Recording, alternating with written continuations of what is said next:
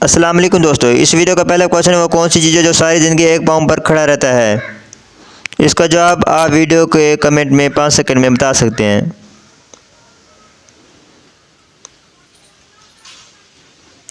इसका जवाब है दोस्तों पौधा। दरख्त एक पाँव पर खड़ा रहता है। इस वीडियो का दूसरा क्वेश्चन है वो कौन सी जगह है जहाँ अमीर और गरीब एक जगह पर कटोरा लेकर खड़े रहते हैं। इसका जवाब आप वीडियो के कमेंट में 5 सेकंड में बता सकते हैं।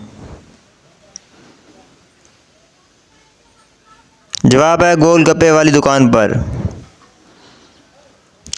इस वीडियो का तीसरा और आखिरी क्वेश्चन है 6 इंच का लंबा बड़ा होता है जिसको लड़कियां मुंह में लेकर आगे पीछे करते हैं, वो क्या चीज़ है। इसका जवाब है दोस्तों टूथब्रश। मुंह में डालकर आगे पीछे करती हैं।